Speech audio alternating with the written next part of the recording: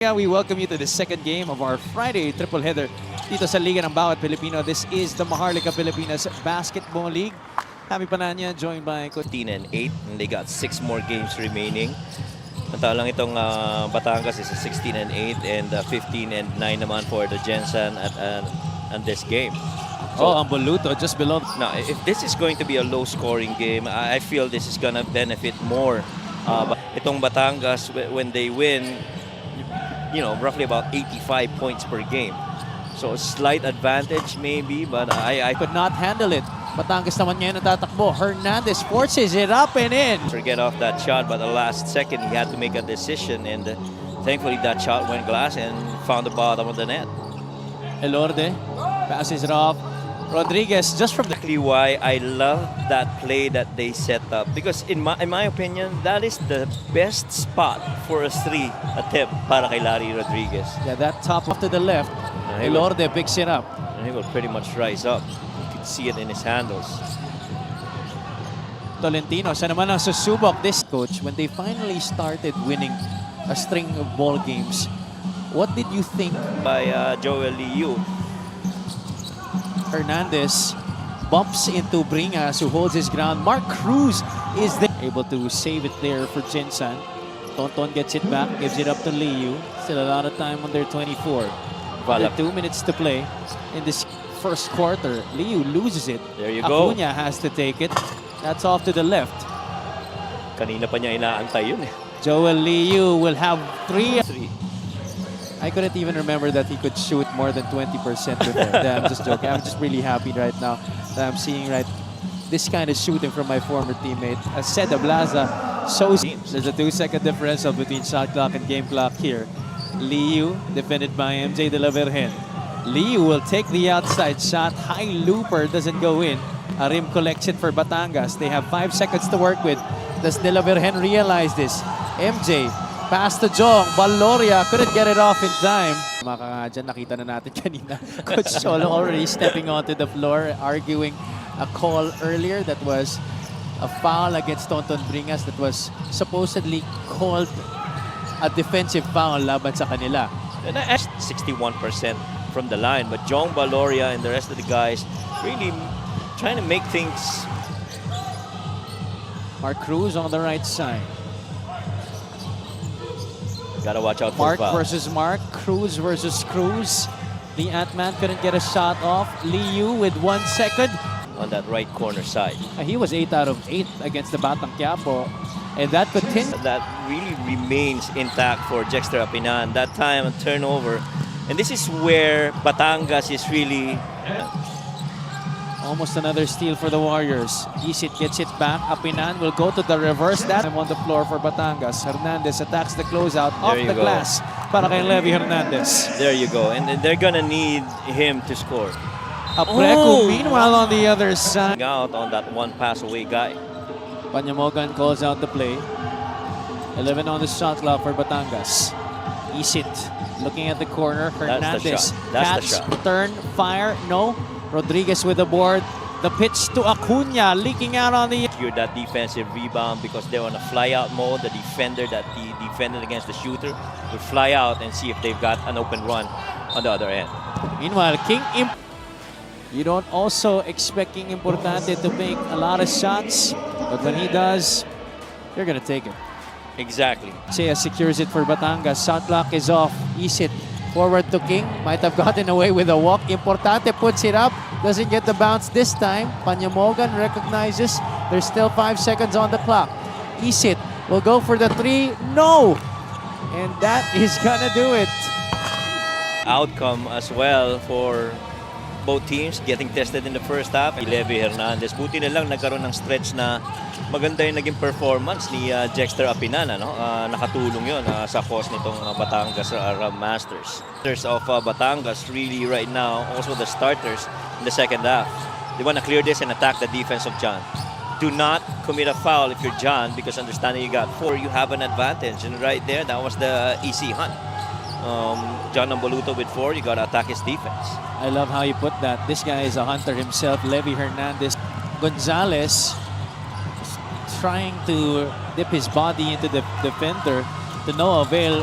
Meanwhile, Levy Hernandez, zone here by the Warriors. Baloria quickly back to Panyamogan. Does it use the importante screen? Baloria attacks the closeout. High off the... Standing yung capabilities. Oh no, corner player did see it. Elorde had trouble with that basketball. Pasaglang now has it. Batangas shooting down all the possible options here for Gensan. And Gensan able to secure the stop. Elorde back to Liu. Three-pointer is good. Liu. Now they know that he's a 35% three-point shooter. Joel, how many three-pointers does he have? 2 3-point shots already in this game. He has 8 points sa laro na to. He's 2 out of 3 from that land. Cruz catches the pass. Remember, Panyamogan has the record for most threes in a ball game in the MPBL. Hernandez will not mind if he shoots 3 of his own. You got 2.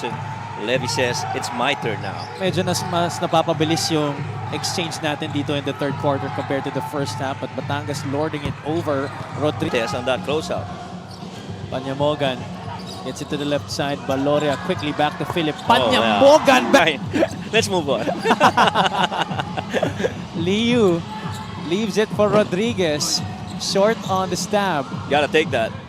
Well, Tolentino will.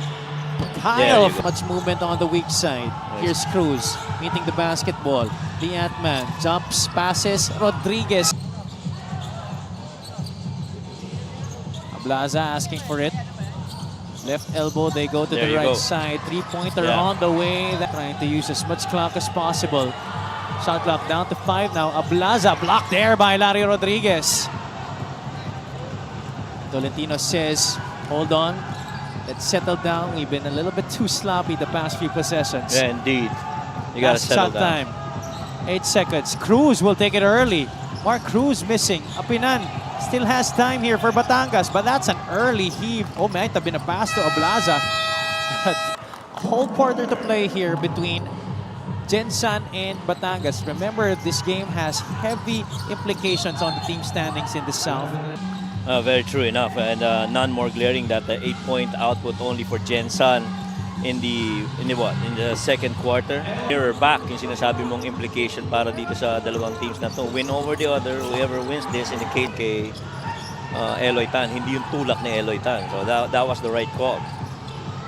Eloy now being guarded by Levy. Tan will put the shot. Pinan goes to the other side. Panyamogan back with it. Quickly to Levy. Hernandez down. Okay, when they were 2 out of 4. Well, you know, they didn't really need much of their free throws so far tonight, as Tolentino making a big basket. Everyone else has struggled shooting. And he's not in the game right now. Sniper de Mexico. The 2 South All-Stars. Mano y mano. Levy versus Kyle. Levy could not get that jumper. That one's short too. Ochea is there. The reigning defensive player of the year could not convert. So does Mark Cruz. Multiple opportunities. Philip uses the Apinan screen. Jexter swings it quickly to Ochea. Step back, picks up the dribble.